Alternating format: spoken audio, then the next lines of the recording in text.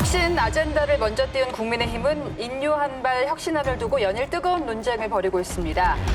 인류한 혁신위원장은 당 중진과 친윤계 의원들의 총선 불출마 그리고 험지 출마를 공식 요구한 이후 압박을 이어가고 있는데요. 혁신위의 인적 쇄신, 힘을 받을 수 있을까요?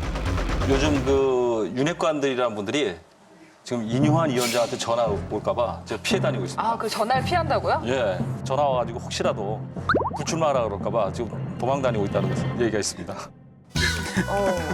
혹시 대강 어떤 의원님들이 그러신가요? 제가 여기까지 바꾸면 곤란하죠. 그런데 뭐 대부분 저 전화를 받았는데도 불구하고 김기현 대표도 그렇게 얘기했잖아요. 확인해 줄 수 없다. 그렇게 얘기하시잖아요. 근데 몇 분한테 전화 건 건 사실이에요. 네. 자, 일각에서는 그 인유한 혁신위원장이 친윤계 의원들의 총선 불출마 그리고 험지 출마를 꼭 집어서 이야기를 하니까 암묵적으로 윤 대통령의 뜻이 반영된 거 아니냐 이런 해석이 나오고 있거든요. 가능성이 있는 겁니까? 예, 그러니까 윤핵관들이라고 하는 분들이 대체로 지금 그 인유한 혁신위원회에 대해서 굉장히 불쾌감, 불만을 가지고 있어요.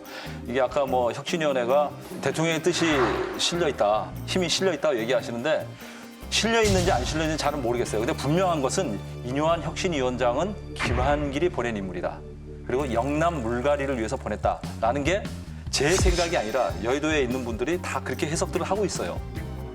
그러면 김한길 위원장의 의도는 뭐냐? 이거 말씀드려야 되나? 김한길 위원장의 생각은 뭐냐면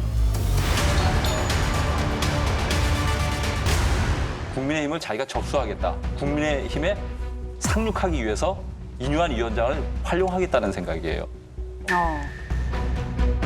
그러기 위해서는 어떻게 해야 됩니까? 지금 윤핵관이라는 분들, 중진이라는 분들, 영남 중진들을 다 물러나게 해야 돼요. 그래야자 판이 정리가 되는 거예요. 그런 의도를 가지고 있어서 지금 인유한 위원장을 움직이고 있다는 해석들이 많아요. 실제로 그 정권 초기에 친윤 핵심 세력이 이제 김한길 위원장을 좀 경계했다라는 그런 이야기들이 많이 나왔었거든요.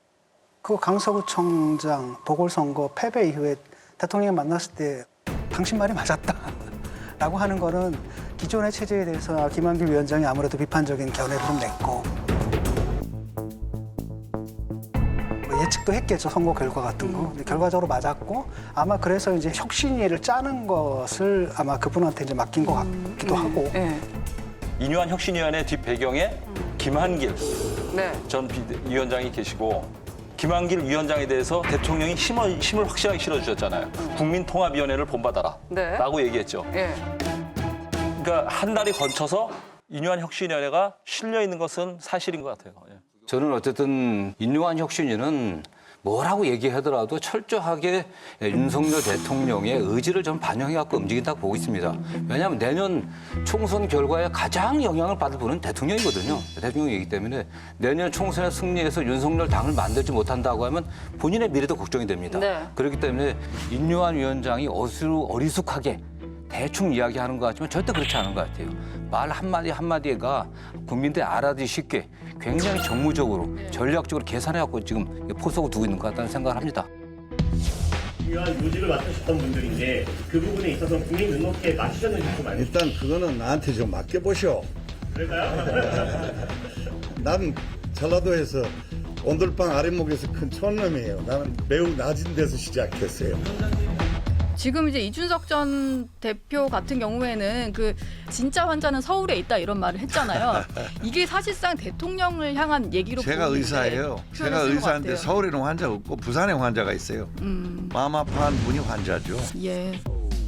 1994년에 정계를 떠난 김대중 선생님을 제가 처음으로 앉아서 독대를 했어요. 만나자마자 제가 전두환 대통령 살아계시지 않냐? 왜 선생님 보복 안 합니까? 걸쭉한 말씀으로 위원장 보복이라는 것은 못 쓴 것이요. 이재명 대표님 이제 정쟁 좀 그만합시다. 그만하고 나라를 위해서 우리 같이 살자고요. 감사합니다. 험지 출마론의 본질이 뭐냐면 네가 가라 하와이가 아니고 네가 가라 시베리아거든요. 시베리아. 그러니까 영남의 다선 중진들을 빼서 수도권에 배치한다. 아니 여기 계시는 우리 정성우 의원님한테 양주에서 그 험한 거기도 험지거든요. 거기서 당선이 되신 분을 저기 어디 저 영남에 가라 그러면 경쟁력이 있겠습니까? 그 지금 총선이 얼마나 남았다고요. 그러니까 그건 정말 선거를 모르는 정말 무식한 접근 방식이고요. 네. 험지로 출마하는 것에 전혀 동의하지 않는 거죠. 그러니까 네. 윤핵관들이라고 해서 무조건 험지로 보내려는 인요한 위원장의 그 논리에 대해서 거의 공감하지 않고 있는 거예요. 근데 인유한 위원장 말씀 중에서 제가 귀에 이렇게 쏙 들어왔던 부분은 당신들이 친윤들, 당신들이 대통령을 사랑한다면 그러니까요. 물러나라 이런 얘기 했잖아요.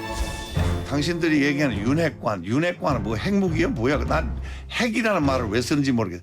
윤 대통령하고 가까운 분들, 소통 많이 한 분들, 그분들도 수도권에 좀 나와야 돼. 그 길로 안 갈 수 없는 분위기를 만들어버려야지. 진정으로 대통령 살아가면 니부터 희생해라. 왜 그러노 너? 경상도 말소리 와 그러노? 서울로 와야지.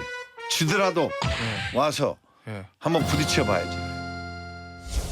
지금까지 1년 반이 지나오면서 계속 그 앞에 전면에 계신 분들은 지금 당이 어렵고 선거 전망이 어려운 상태에서 선거까지도 저렇게 앞에 나와서 계시면 당한테 유리한가? 대통령을 위해서 유리한가? 정말 대통령을 위하나? 이런 그 의심을 많은 사람들이 할 수밖에 없는 거죠. 지금 좀 이상하게 얘기가 되는 게 다선이라서 문제가 되는 게 아니거든요. 다선이라서 문제가 되는 게 아니라 지금 당을 이 모양 이 꼴로 만드는데 이분들이 혁혁한 공을 세웠다라는 거예요. 그분들 물러나라 이렇게 얘기가 되어야 되거든요. 그런데 그런 얘기들은 아니고 계속 자꾸 다선이라는 것 자체가 무슨 죄인 거예요. 그 바탕에 뭐가 깔리면 정치 혐오가 깔려 있거든요. 그래서 그것보다는 정확하게 짚어야 되거든요. 여기 이번 사태에 대해서 누가 책임을 져야 되는가. 사실은 이거 윤핵관이라는 사람들이 당을 주물럭주물럭 했던 거고 요만큼이라도 이길 수 있다는 가능성이 있으니까 후보를 냈겠죠. 그러니까 현실 감각을 완전히 상실해버린 분들이고 이런 분들한테 또 선거를 맡긴다라고 한다면 시즌2가 되는 거죠, 총선이. 그런 의미에서 물러나라 이렇게 분명하게 얘기를 해야 되는데 이게 지금 메시지가 애매모호하게 나가고 있어요. 그래서 저는 제가 볼 때는 모든 권력을 다 쥐고 있는데 이걸 내려놓을 분들은 아니라고 생각하거든요.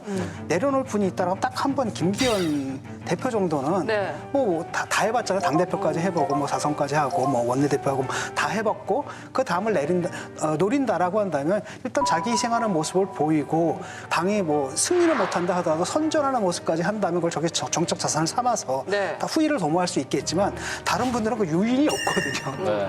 버릴 유인이 하나도 없는 거예요. 그러니까 사실 볼 때 제가 볼 때 김기현 대표 하나 정도에서 끝나지 않을까. 실제로 김기현 대표에 대해서 진 교수님이 말씀하신 대로 유상범 의원이 전했잖아요.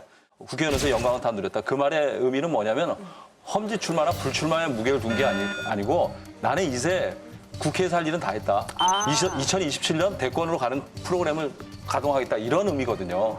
그러니까 다시 말해서 뭐냐면 인적 쇄신하는 그러니까 험지 출마라든가 불출마 이거 최고위원회 요청을 할 거 아니에요. 올려달라고. 근데 김기현 대표가 당 지도부가 상정 안 할 거란 얘기가 있어요. 거의 저도 그렇게 보고 있습니다.